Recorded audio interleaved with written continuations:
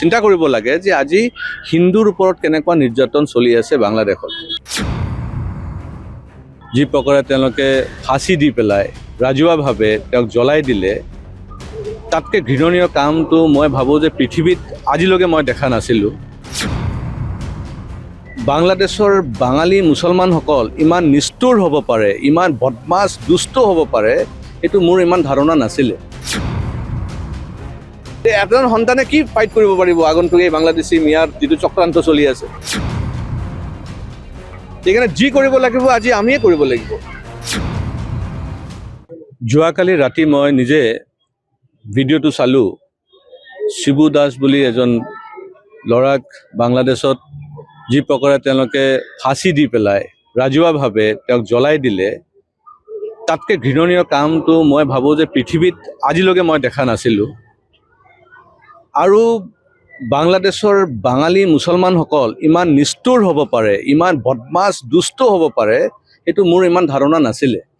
আৰু এইখিনি ছবি মই ভাবোঁ ভাৰতবৰ্ষৰ প্ৰত্যেকজন নাগৰিক তেওঁলোকে চাব লাগে আৰু তেওঁলোকে তেওঁলোকে চিন্তা কৰিব লাগে যে আজি হিন্দুৰ ওপৰত কেনেকুৱা নিৰ্যাতন চলি আছে বাংলাদেশত। আৰু এই যিটো দৃশ্য আমি দেখা পাইছোঁ, এই দৃশ্য কিন্তু আজি পশ্চিম বাংলা বা আমি অসমতো বহুত জেগাত হয়, কিন্তু ৰিপৰ্টিং নহয়। য'ত য'ত মুছলিম পপুলেশ্যন আজি চাব পাৰে, ক'ব পাৰে যে আপুনি 60%ৰ ওপৰত হৈ গ'ল। 60%ৰ ওপৰত মুছলিম পপুলেশ্যন হৈ যোৱা তাতে কিন্তু এই ধৰণৰ কাৰ্যকলাপত লিপ্ত হৈ যায়। আৰু তেওঁলোকৰ যে ইমান এটা আক্ৰোশ, তেওঁলোকৰ ইমান খং হিন্দুৰ প্ৰতি, মই ভাবোঁ এইটো আচৰিত এইকাৰণে কাৰণ তেওঁলোকৰো পূৰ্বজটো হিন্দু আছিলে। বাংলাদেশৰ যিসকল মুছলমান আছে তেওঁলোকৰ পূৰ্বজ কোন আছিলে? হিন্দু আছিলে। ভাৰতবৰ্ষৰ যিসকল মুছলমান আছে তেওঁলোকৰ পূৰ্বজটো হিন্দু আছিলে। হিন্দুৰ পৰা মুছলমান হৈছে। আমি ভাবিছিলোঁ যে কমচে কম হিন্দুৰ পৰা যেতিয়া মুছলমান হৈছে তেওঁলোকে চাগে অলপ হ'লেও বেলেঞ্চ থাকিব, তেওঁলোকৰ চিন্তাধাৰাটো অলপ বেলেগ হ'ব, বেলেগ ইছলামিক ৰাষ্ট্ৰতকৈ তেওঁলোকৰ চিন্তাধাৰা অলপ ভাল হ'ব বুলি ভাবিছিলোঁ। কিন্তু দেখিলেও বিশ্বত যিমান মুছলমান দেশ আছে তাতকৈ সবচে ঘৃণনীয় জাতি যদি আছে সেইটো মই ভাবোঁ বাংলাদেশী মুছলমানবিলাক। আৰু এই বাংলাদেশী মুছলমান যি প্ৰকাৰে অসমত প্ৰৱেশ কৰিছে, যি প্ৰকাৰে তেওঁলোকে ভাৰতবৰ্ষত বিভিন্ন ৰাজ্যত প্ৰৱেশ কৰিছে, আমি যদি তেওঁলোকক এই ধৰণে ব্যৱস্থা নলওঁ, আৰু ব্যৱস্থাটো বুজি পাইছা নাই, এনেকৈ হাত জোৰ কৰি তেওঁলোকে কেতিয়াও যাব নোৱাৰে। তেওঁলোককো আমি তেওঁলোকৰ নিচিনা হয়তো আমি কৰিব নোৱাৰিম। এই বাংলাদেশীসকলক যে ধৰি পেলাই যে গছত আমি এনেকৈ ফাঁচি দি পেলাই জ্বলাই দিব হয়তো নোৱাৰিম, কাৰণ এইটো আমাৰ যিটো সনাতনী এই শিক্ষাটো আমাক দিয়া নাই। কিন্তু তেওঁলোকক কিন্তু উচিত ব্যৱস্থা ল'ব লাগিব, পলিটিকেলি আমি এটা ষ্টেণ্ড ল'ব লাগিব। আৰু মই আহ্বান কৰিছোঁ আমাৰ কেন্দ্ৰ চৰকাৰ তেওঁলোকে যে এটা হাৰ্ড ষ্টেণ্ড ল'ব লাগে। We have to boycott Bangladesh totally.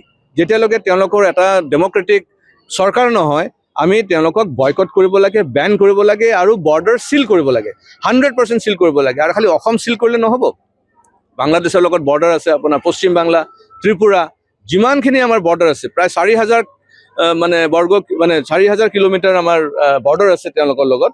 এই টোটেল বৰ্ডাৰটো টোটেলি চিল কৰিব লাগে, শ্বুট এট চাইট হ'ব লাগে। এটা বাংলাদেশী মুছলমান যেন ভাৰতবৰ্ষৰ প্ৰৱেশ কৰিব লাগে তাৰ ব্যৱস্থা কৰিব লাগে। আৰু যিখিনি ভিতৰত সোমাই পৰিছে তেওঁলোকক কেনেকৈ আমি চিধা কৰিব পাৰোঁ, তেওঁলোকক চিনাক্ত কৰি পেলাই আমি কেনেকৈ মাৰি খেদি ইয়াৰ পৰা পঠাব পাৰোঁ তাৰ ব্যৱস্থা কৰিব লাগে। উচ্ছেদৰ সময়ত বিভিন্ন বিৰোধীয়ে প্ৰতিবাদ কৰি থাকে, কিন্তু আজিৰ ভিতৰত যিটো বাংলাদেশত হৈ আছে এই বিৰোধীৰ কোনো মাত মতা দেখা নাই। চাওক, ইয়াতে যিসকল বিৰোধিতা কৰে, কংগ্ৰেছে কৰে, AUDF-এ কৰে, আমছুৱে কৰে, তেওঁলোকে ভাৰতীয় নেকি? তেওঁলোকেতো ভাৰতীয় চিন্তাধাৰাৰে কাম কৰা নাই। সেই কংগ্ৰেছটো নাই আজি ভাৰতবৰ্ষত।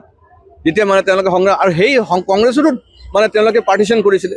কংগ্ৰেছ অৰিজিনেল যদি আপুনি চায়, তেওঁলোকে সদায় মুছলিম তোষণ কৰি পেলাই তেওঁলোকে ৰাজনীতি কৰি আহিছে। তেওঁলোকে যদি মুছলমান তোষণ নকৰিলে হয় তেতিয়া ভাৰতবৰ্ষৰ বিভাজনে নহ'লে হয়, হিন্দু মুছলমানৰ ভিত্তিত দেশ বিভাজন নহ'লে হয়। আৰু আজিয়ে তেওঁলোকে একেটাই কাম কৰি আছে।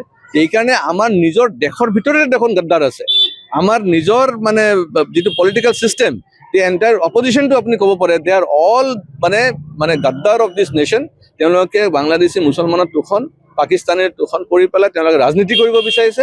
আৰু তেওঁলোকক যদি আমি চিনাক্ত কৰিব নোৱাৰোঁ, ৰাইজে যদি চিনাক্ত কৰিব নোৱাৰে, তেতিয়া দুৰ্ভাগ্যৰ কথা হ'ব। কাৰণ আগন্তুক যে আমাৰ প্ৰজন্ম তেওঁলোকে কিন্তু এনেকৈ ফাইট কৰিব নোৱাৰিব। আজি যদি আমি এই ৰাজপথত খাৰা হৈ পেলাই আপোনাৰ লগত কথা পাতিব পাৰিছোঁ, এইখিনি আমাৰ ল'ৰা ছোৱালীয়ে নোৱাৰিব, কাৰণ টেকন'লজি চেঞ্জ কৰিছে মাইণ্ডছেট। তেওঁলোকে এতিয়া মানে হোৱাটছআপ, ফেচবুক আৰু ইণ্টাৰনেটত ব্যস্ত হৈ পৰিছে। এটা পৰিয়ালৰ এজন সন্তান আছে, এজন সন্তানে কি ফাইট কৰিব পাৰিব আগন্তুক এই বাংলাদেশী মিয়াৰ যিটো চক্ৰান্ত চলি আছে। সেইকাৰণে যি কৰিব লাগিব আজি আমিয়ে কৰিব লাগিব। সেইকাৰণে আজি ডক্টৰ হিমন্ত বিশ্ব শৰ্মাৰ নিচিনা মুখ্যমন্ত্ৰী আমি আৰু ভাৰতবৰ্ষত আৰু 10জনমান আমি পাব লাগিব। গোটেই ভাৰতবৰ্ষৰ NRC একেলগত হ'ব লাগিব। আমি তেওঁলোকক চিনাক্ত কৰি পেলাই তেওঁলোকৰ ভোটৰ পৰা আমি তেওঁলোকক মানে আঁতৰাই দিব লাগিব। তেওঁলোকৰ যিমান চৰকাৰী ব্যৱস্থা আছে, চৰকাৰী ব্যৱস্থাৰ পৰা তেওঁলোকক বঞ্চিত কৰি দিব লাগিব। আৰু য'ত পাৰা যায় তেওঁলোকক ধৰি বান্ধি হ'লেও বৰ্ডাৰটো পাৰ কৰাই দিব লাগিব। যিকোনো খবৰৰ বাবে যোগাযোগ কৰক 7099017330 লগতে 7099017110 নম্বৰত।